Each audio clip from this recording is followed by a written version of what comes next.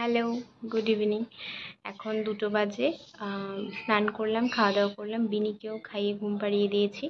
তো এবার হচ্ছে একটু যাব ওর কাছে গিয়ে বসি।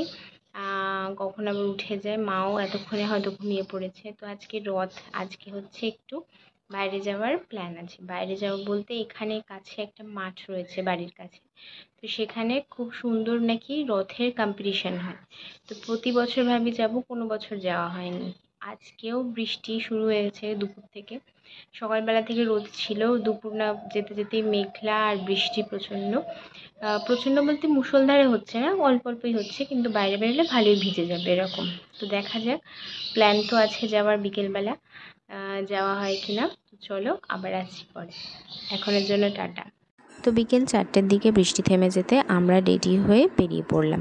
তো আমি রেডি হওয়ার পর বিনিকে রেডি করলাম। আমি এখানে একটা মারুন কালারের গাউন পরেছি আর সাথে টুকটাক একটু মেকআপও করে নিয়েছি। তো অনেক দিন পর মেকআপ করলাম। এখন তো আর বেরোলে খুব একটা বেশি সাজুগুজু করা হয় না।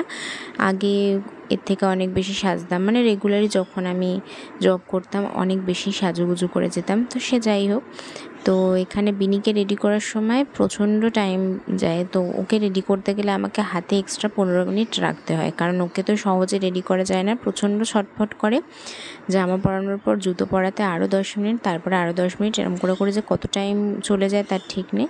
তো যাই হোক, 6:30টার দিকে আমরা সবাই রেডি হয়ে, মানে মা, আমি আর বিনি রেডি হয়ে বেরিয়ে পড়লাম। তো মাঠটা আমাদের বাড়ির খুব কাছেই, তো সেজন্য হেঁটে 2 থেকে 3 মিনিট সময় লাগে।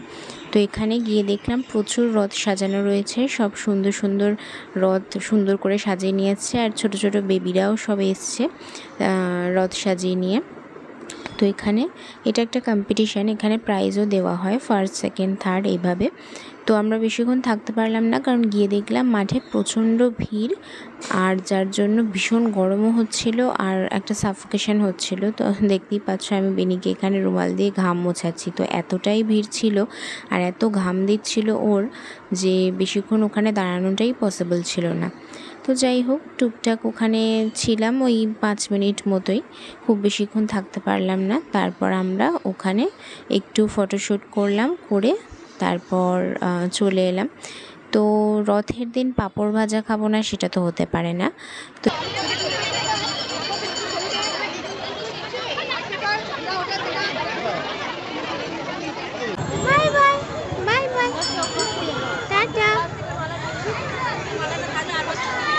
এখানে এসে শান্ত হয়ে গেছে না,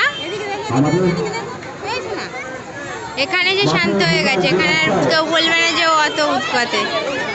তাই বেরিয়ে একটু পাঁপড় ভাজা কিনেছিলাম।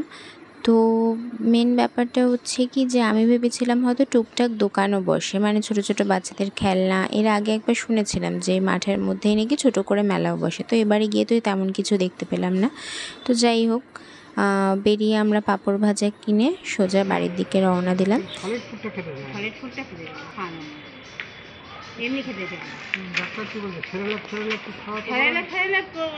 ওই সলিড ফুড যাই দি, ওই সলিড ফুড যা দেবো খেতে যায় না।